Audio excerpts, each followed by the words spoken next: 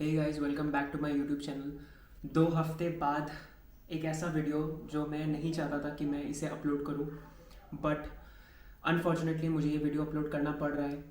तो जिन्हें पता नहीं है, इस साल मैं करने वाला था compete पावर लिफ्टिंग कॉम्पिटिशन में, और ये मेरे लाइफ का फर्स्ट SBD कॉम्पिटिशन होता, स्क्वाट बेंच डेडलिफ्ट। इसके पहले मैंने एक बार अपने कॉलेज में compete किया था और वहाँ पे मुझे स्ट्रॉन्ग मैन का टाइटल मिला था।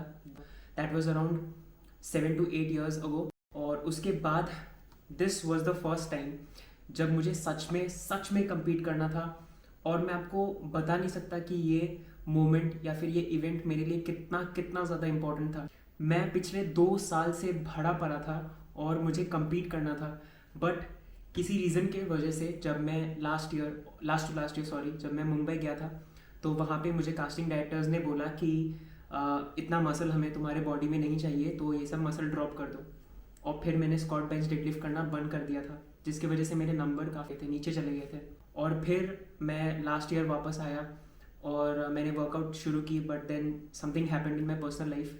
एंड इस साल मैं जैन से वापस ज़ीरो से स्टार्ट कर रहा था और टच वुड बहुत अच्छे से प्रोग्रेस कर रहा था। मेरे नंबर्स काफ़ी अच्छे से इंक्रीज़ हो रहे थे। अगर ऐसा होता था कि एक दिन मेरा ट्रेनिंग ख़राब चला जाए तो नेक्स्ट वीक मैं उसको कोप अप कर देता था। एंड पहले मैं बता देता हूँ कि हुआ क्या। तो येस्टरडे मेरा स्क्वाट का सेशन था और मेरा टॉप सेट था 152.5 kg, जिसका 3 रेप मुझे मारना था RP 8 पे। RP 8 का मतलब होता है 2 और रेप आपके अंदर टैंक में भरे हों लेकिन आप उन्हें मारो नहीं। लेकिन मेरा परफॉर्मेंस इतना अच्छा था और मुझे इतना अच्छा फील हो रहा था कि मैंने वो 7 RP पे ही ख़त्म कर दिया। उसके बाद मैंने बैक ऑफ लिए 145 kgs का 2 सेट 3 रेप का। फिर लास्ट सेट आता है 130 kg और उसके मुझे 3 सेट करने थे 5 रेप्स के। जब मैं पहला सेट किया और जब मैं 4th रेप पे था, मैं स्क्वाट किया नीचे और जब मैं उठा तो मेरे नी में एक पटाखे की आवाज़ आई और वो इतनी ज़ोर से थी कि मुझे फील हो गया कि कुछ मेरे नी में फकअप हुआ है, और वो बहुत गंदा फकअप हुआ है। मैंने फटाक से बाहर रखा और मैं अपने दोस्त को बोला कि something wrong has happen with my knee, और मैं वहाँ पे बैठ गया। और मैं आपको बता नहीं सकता, ये एक बहुत ही डिवास्टेटिंग कंडीशन है मेरे लिए, क्योंकि ये कंपटीशन मेरे लिए सच में बहुत ज़्यादा मैटर करता था। वो इसीलिए क्योंकि बहुत बहुत ज़्यादा गुस्सा भरा है मेरे अंदर बहुत चीज़ों को लेके। जब आपके बचपन या फिर आपके साथ ऐसा कुछ हो विच इज़ ट्रॉमेटिक, तो वो ट्रॉमा को रिलीज़ करने के लिए आप किसी चीज़ से अटैच हो जाते हो, और फिटनेस मेरे लिए वो अटैचमेंट है। और मुझे सच में बहुत मन था कि इस बार मैं compete करूँ और डोमिनेट करूँ, और मुझे पता था कि मैं जीत जाता, क्योंकि टचवुड मैं अपना सब कुछ दे रहा था उस चीज़ में। मैं जितना भी अर्न करता था मैं हर महीने उसे इन्वेस्ट कर देता था। मैं बेल्ट लेता था, नी स्लीव्स खरीदा था मैंने SBD का, एंड वो बहुत कॉस्टली होते हैं। एक बेल्ट आपको 5000 का पड़ता है, एक SBD का नी स्लीव आपको 7300 का पड़ता है। कल जब मैं वापस घर आया तो मुझे फील हुआ कि मेरा नी 100% मतलब परफॉर्म नहीं कर पाएगा और मैं compete नहीं कर पाऊँगा, चाहे कुछ भी हो जाए। मुझसे कंपटीशन नहीं लड़ा जाएगा, क्योंकि नवंबर फर्स्ट वीक में प्रॉबेबली 4th को कंपटीशन है, और 1 महीने तो मुझे रेस्ट करना ही पड़ेगा। अगर मैं रेस्ट करके वापस अक्टूबर से भी बिल्डअप करता हूँ तो मैं अपने पीठ पे वैसा वेट नहीं ले पाऊँगा, मुझे कम वेट से ही बिल्डअप करना पड़ेगा। तो जो मेरा कॉम्पिटिटिव एज है वो मैं लूज़ कर दूंगा। फिर भी मैंने खुद को जैसे तैसे मनाया, और मेरे दोस्त यहाँ पे I would like to thank them कि उन्होंने मुझे इतना गट्स दिया। उन्होंने बोला कि कुछ भी हो जाए जस्ट काम डाउन, अच्छा ही होगा, सर्जरी का ज़रूरत नहीं पड़ेगा, probably it is something minor. And आज मैं डॉक्टर के पास गया, मैंने डॉक्टर को दिखाया, एंड थैंक गॉड मुझे इतना अच्छा डॉक्टर मैंने चूज़ किया।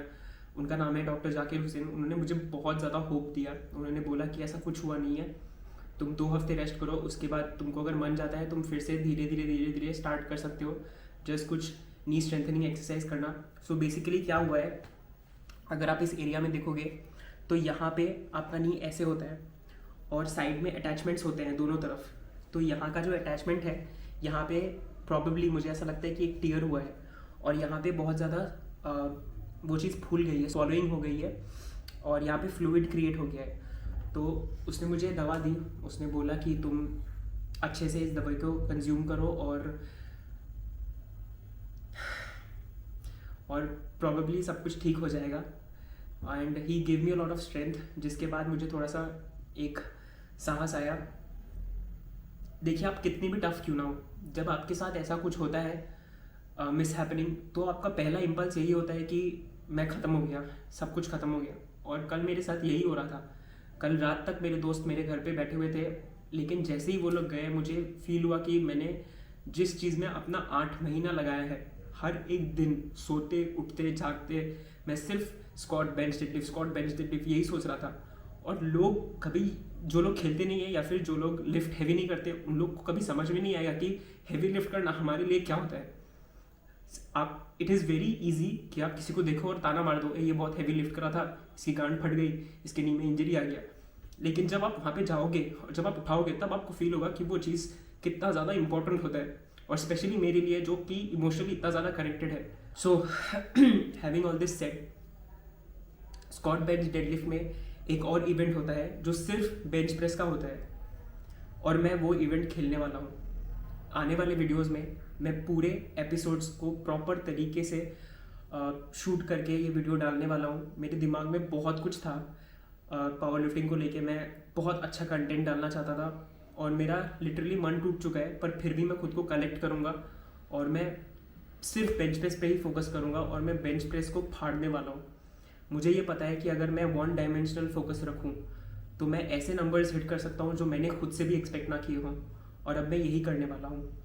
तो आने वाले वीडियोस में आपको यही दिखेगा। आई एम रियली सॉरी अगर आई have late someone down, because I know कि मेरे फ्रेंड्स मुझसे बहुत एक्सपेक्ट कर रहे थे, मैं खुद से बहुत एक्सपेक्ट कर रहा था, मेरे छोटे भाई लोग मेरे से बहुत ज़्यादा एक्सपेक्ट कर रहे थे, and somewhere inside I have let everyone down, I have let myself down. But I swear to God, सितंबर अक्टूबर मैं अपने आप को रगड़ देने वाला हूँ, और मैं बेंच प्रेस ऐसा मारूंगा कि किसी ने सोची ना होगी। Thank you so much. अगर आपको वीडियो अच्छा लगा तो प्लीज़ सब्सक्राइब कीजिएगा, एंड आई एम श्योर कि आगे वाले वीडियोस आपको बहुत पसंद आएंगे।